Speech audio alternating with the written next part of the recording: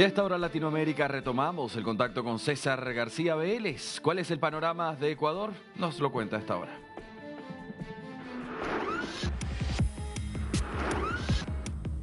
Sí, muchas gracias por el pase. A propósito de esta contienda electoral que se va a desarrollar el próximo fin de semana, el presidente y el gobierno nacional hablan mucho de las cifras macroeconómicas, del crecimiento que registraría la economía por encima del 4%, según lo ha asegurado el presidente Daniel Noboa, quien incluso en la antesala publicaba en su red social de X datos alrededor del riesgo país que señalaba baja a 688 puntos y también destacaba la inflación interanual que en el mes de octubre del 2025 se ubicó en 1.24%. Vamos a analizar estas cifras de la mano del analista económico Pedro Montalvo, quien tiene experiencia en este ámbito y podrá aterrizar estos números. Gracias, Pedro, por esta entrevista con Latinoamérica. Bien, ¿qué tan saludable es la economía del Ecuador con lo que anuncia el presidente de la República? Bueno, para entender las cifras económicas, yo inicialmente quisiera empezar con el tamaño de nuestra economía. Nuestra economía se mide, como en el resto de países, a través del Producto Interno Bruto.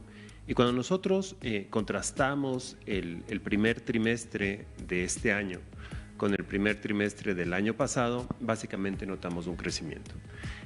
Para el segundo trimestre, asimismo, tenemos un crecimiento importante de 4.3%, el primero fue de 3.4%, y eso nos marca justamente que durante el primer semestre de este año la economía ha venido creciendo.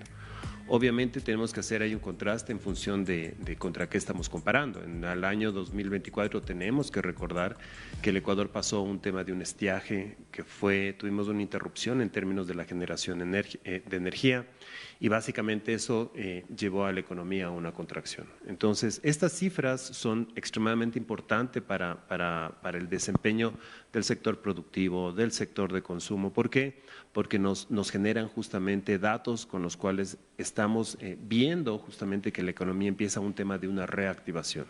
El año 2024 tuvimos una contracción cercana a los 2 puntos porcentuales, en este año estamos recuperándonos. Ahora, tenemos que también contextualizar en términos de lo que ha sucedido o lo que sucedió el mes pasado. Entonces, cuando tenemos un parón a través de los paros, del tema de las interrupciones, justamente del desempeño de la parte industrial, eso implica que ese par de meses, este mes y lo que viene ahora, implica necesariamente que volvemos potencialmente a ubicarnos en términos de una economía que tiene que poner un freno, ¿no? Que no es saludable, porque lo importante aquí sería tener una economía que está creciendo de manera permanente.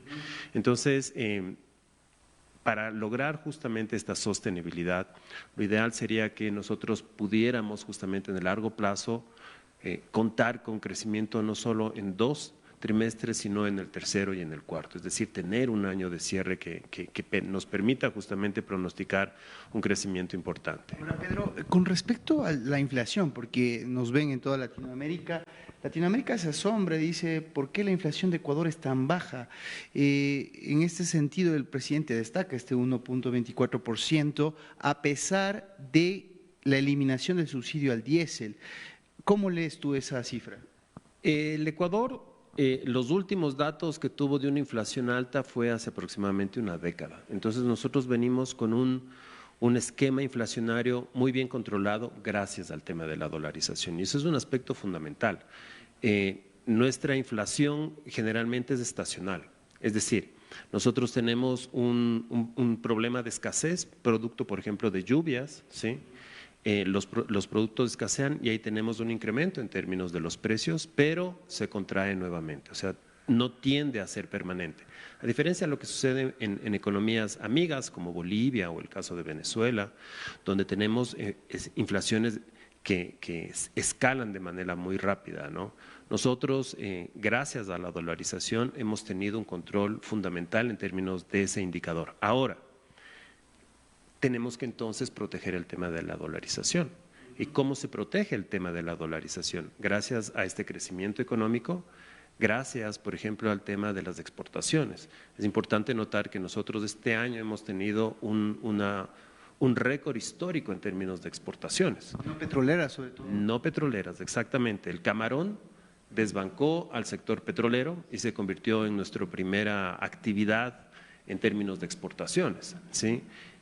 Detrás de eso también hay un tema importante que tiene que ver con, por ejemplo, cómo nosotros las exportaciones las contrastamos con las importaciones y al final del día tenemos una balanza positiva, es decir, colocamos nosotros más productos en el extranjero y a cambio de eso recibimos divisas, ¿sí? Y ahí vinculo con el tema de la dolarización. ¿Por qué eso es importante? Porque nosotros estamos dolarizados, nosotros no imprimimos el dólar, ¿sí? Entonces, una de las fuentes de ingreso de ese dólar es las exportaciones. La segunda, y ahí hay un tema también fundamental, es el tema de las remesas. Para el segundo trimestre tenemos nuevamente un tema de récord, 2.000 millones de dólares de ingreso de remesas desde el extranjero, desde los conciudadanos, ¿no? en el extranjero, y ese es un aporte fundamental. Gracias a ese tipo de flujos de recursos, la economía tiene dólares. Y gracias a esos dólares nosotros podemos justamente seguir operando literalmente, ¿no? Entonces, tenemos que ser capaces de blindar estos ingresos de los dólares, de blindar la dolarización, y eso nos permite, por ejemplo, tener este tipo de colchones en términos del proceso inflacionario completamente controlado. Pedro, para concluir, ¿cómo brindar bienestar a la población? Porque leemos todo muchas veces en términos comerciales, de exportaciones, pero ¿cómo hacer que la economía esté al servicio de la gente y que esto se vea traducido, por ejemplo, en salud, en educación, en trabajo, que es fundamental y que vemos que todavía hay un porcentaje altísimo de gente que no tiene un trabajo adecuado? Ahí tenemos, yo creo que un reto y un desafío fundamental. Estamos hablando, por ejemplo, del lado de las exportaciones, y detrás de las exportaciones hay un conjunto de industrias, de empresas que brindan mano de obra. La idea es cómo podemos traducir eso en todas las actividades. Y lamentablemente yo creo que tenemos un reto frente al desafío de empleo, ¿sí? Tenemos que ser capaces justamente de generar esas oportunidades. Y hay gente que está buscando y hay empresas también que necesitan de esa mano de obra. Lamentablemente tenemos ahí una camisa de fuerza estructural, que es un ámbito normativo. Es decir, si nosotros regresamos a ver en el histórico del país, lamentablemente 3 y en el mejor de los casos 4 de cada persona tienen un empleo adecuado. Leámoslo al revés. 6 de cada 10 personas o están en el desempleo o están en la informabilidad. Y eso es histórico. Para romper ese problema estructural necesitamos hacer una mejora dentro del ámbito normativo. Ese es uno de los grandes retos que nosotros tenemos del día de hoy. Y si es que eso se logra, de manera automática vamos a tener un disparo en términos de la población económicamente activa, pero que está empleada. En este momento tenemos una población joven, ¿sí?, que lamentablemente sufre de uno de los mayores problemas económicos, que es el desempleo. ¿Cómo nosotros le dotamos a esas personas el ingreso al mercado laboral? Quebremos justamente estas estructuras normativas que lamentablemente son un impedimento, son un freno justamente en el crecimiento de la economía.